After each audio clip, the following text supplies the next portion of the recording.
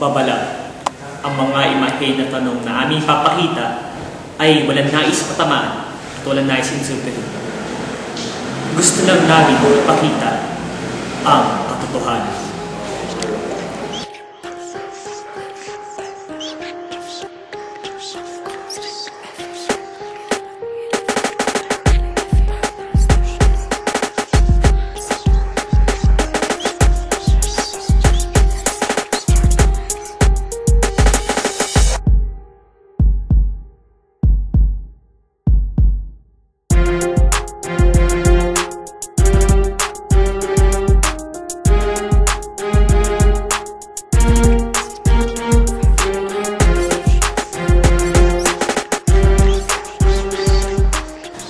May payak na kaginhawahan at kagandahang taglay ang katapatan. Walang tagong dahilan o kahulugan. Ang kawalan ng pagiging ipokrito, doble kara, mga panlilid lang at pananalitang payumbabaw. Kapag pinapangatawanan ng katapatan at integridad ang ating buhay, hindi nakakailanganin pang paglaruan ng iba. Chuck Swindoll. Sinasabi nilang makikita mo lamang ang tunay na katangian at ugali ng isang tao sa mga ginagawa niya kapag wala siyang kasama, hindi siya napagmamasdan o tinitingnan. Ngunit, paano ang lahat na ito ay isang pagpapakitang tao lamang? Mapanlinlang, tuso, bulaan, sinungaling o di kay plastic. Isang salitang kasing kahulugan ng ipokrito. Halina't pasukin natin ang mundo ng isang bagay na sadyang kakatwa. Ang kaplastikan.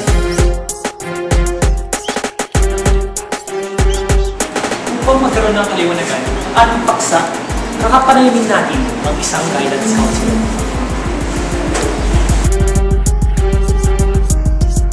Pag sinabi nating plastic o pag sinabi nating ipokrito, yun yung tao na sinasabi sa ibang tao yung hindi naman talaga niya gustong sabihin.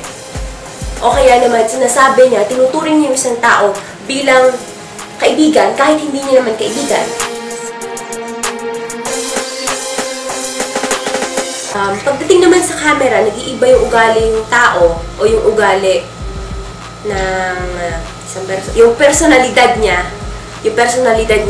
dahil una, nakokonsyo siya o kinakabahan siya. Hindi siya sanay na mayroong isang hindi buhay na bagay na nakatutok sa kanya na maaaring ulit-ulitin kung ano man yung sinasabi niya. Hindi siya sanay doon eh. Kasi totoo naman, kailangan ng isang kasanayan o kailangan ng isang uri ng pagtitiwala sa sarili para maipahayag mo yung sarili mo, bilang sarili mo sa harap ng isang camera. Kailangan ng tiwala yan eh, ng kumpiyansa yan eh. Na kung walang kumpiyansa yung taong yun na maging sarili niya, di magmumukha talagang kakaibang personalidad siya. Maaring prone tayo sa dalawang magkaibang reaksyon kung ipapasok sa senaryo yung camera. Either sobrang mahihiya ang isang Pilipino o kaya naman sobrang magiging starstruck at magkakakaway sa harap ng camera ang isang Pilipino. Normal na sa atin yun, normal na sa kultura ng Pinoy yun. Either hanapin ang atensyon o magtago mula sa atensyon.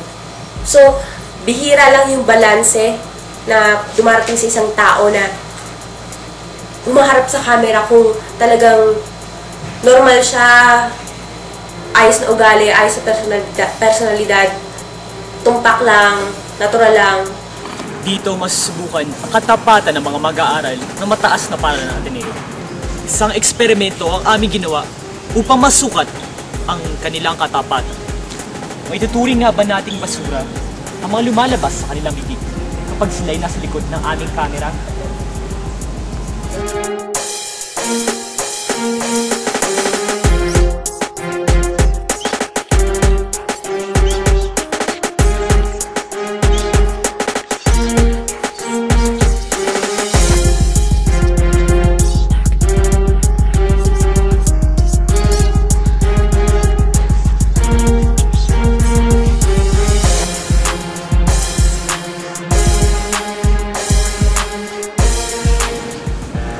kinapanayam namin ng unang pagkakataon ng mga estudyante. Ito ang kanilang sinabi. Okay, sa tingin mo ba importante ang CAT? Sa tingin ko importante to kasi parang ginagawa ng mas mabuting citizen ng Pilipinas.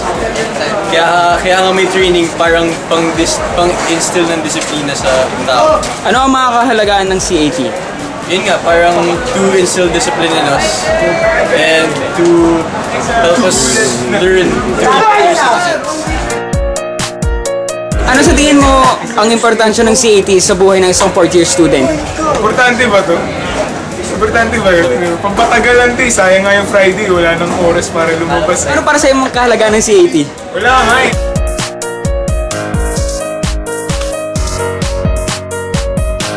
Kailangan dapat pag mga sundalo pupunta sa war, kailangan meron silang baril. So in the same way, alam mo naman, pupunta ka sa TV, kailangan mo ng lesson plan. Kasi kung wala kang lesson plan, saan mo babasa yung lesson mo? So sa akin lang, kung magti-TV ka, kailangan importante lesson plan. Ngunit sa likod ng kamera, ito ang katotohanan.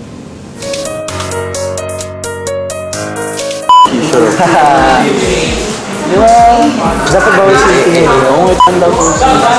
Sino ba yung better sa ito? Mapapatin kayo.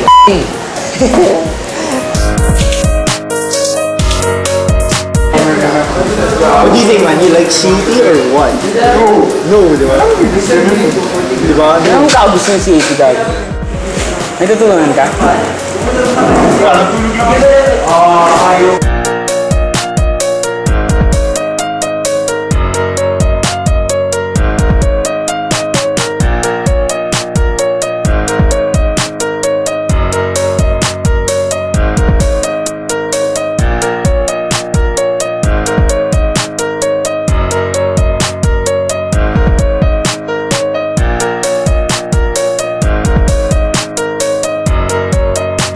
Sabi nilang makita mo lamang ang tunay na katangian at ugali ng isang tao kapag wala siyang kasama o di kaya'y di siya pinagmamasdan o tinitingnan.